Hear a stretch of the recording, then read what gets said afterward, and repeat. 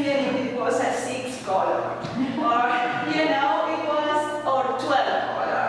And I remember those other classmates that would have multi-level boxes of colors, 100 and so, and I was like, oh, I was always enchanted by the rainbow of colors and opening those boxes. It was like opening the possibility for drawings that were only in my mind, in my heart, that nobody else could have ever seen. And it was so the color pencils always attracted me. So this year, after so many years, I thought, you know what?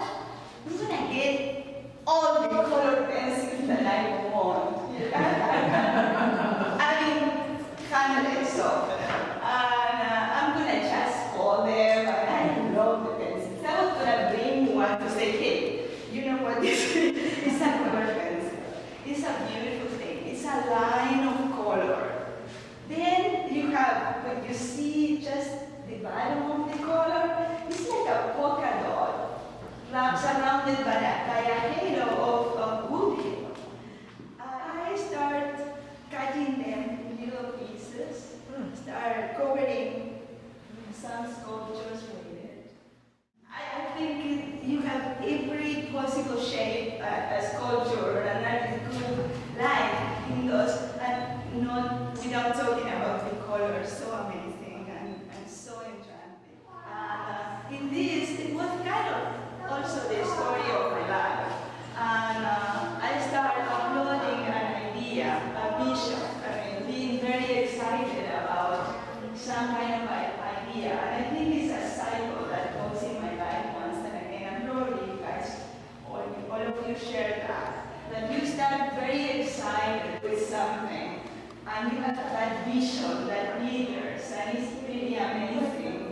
And you observe it, and then something happens. Something happens that makes you a little nostalgic, or make you think about the real meaning of that super shiny thing or super attractive situation. And then you realize you're in some kind of golden age in this life.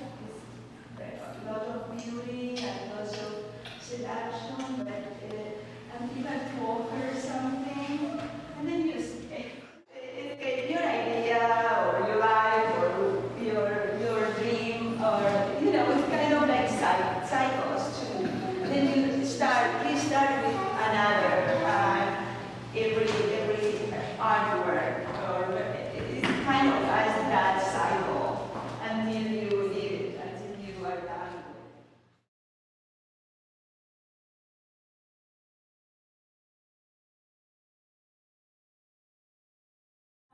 In this piece, as I told you, the story of my life, and I really enjoy that piece. I love vinyls. I love keeping things in translucent, even plastic bags. And I think because I like found objects, and I like things really objects that speak to me a lot.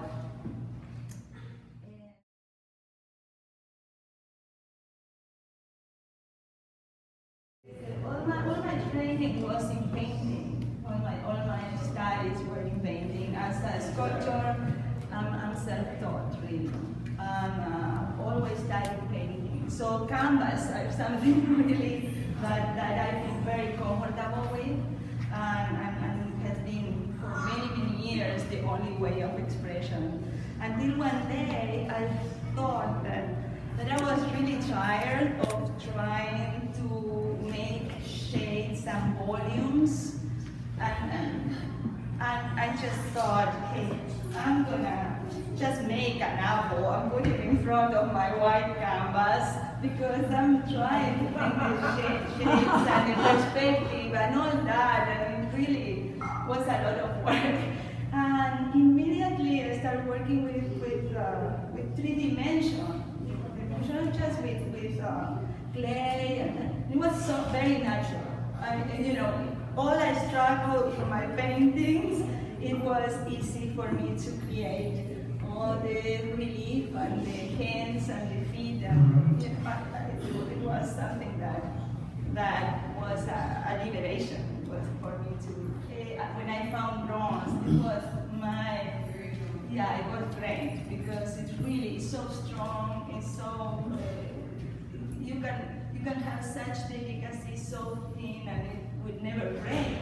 I mean, it's something that you can make the little finger and the little, and if it was ceramic, of course, it would be a different thing. So all you see here, I don't use ceramic at all.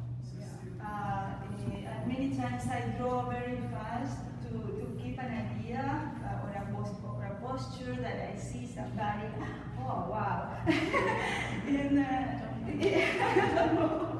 found this beautiful column. So I cut the column, I imagined immediately an amazing dress for this piece. It was a column, and I started placing it. And it's hard for me to draw, make a drawing, and then come and start just building it. That's the beauty of three-dimensional work. That's what I say, that I don't need. I just play with the objects and kind so some ideas, of course, are very strong and want certain feeling, and sometimes very hard to get some emotion in the piece. I think if I had to find the emotion in the drawing first, it will be like, I guess, that is done in the drawing. The first idea was to cut 15,000 white pencils points and use them for that piece. Now, it was an impossible task because I started cutting those things and those pencils, and the points break. The points are the graffito, breaks, and so I made a mold of the points and cast them in plastic. And they are really hard, even though they look like feathery to me. And so that's the story with the pencils. That one also is with red pencils. All of them. I mean, I thought they were so magical. I really started making these squares one by one, and I wanted to make necklaces and things, and I thought, oh my God, I'm gonna put myself all these pencils. I thought it was a kind of a literary way of saying, protecting myself with all these pencils and creating some kind of ritual. It was a whole amazing experience this year. I really had a lot of fun with the pencils, and I think I'm gonna continue using them. I think they are extraordinary. They are very powerful, very delicate, but when you put them together, it's an amazing. They are beautiful. Wonderful. Thank you so much for coming on Saturday.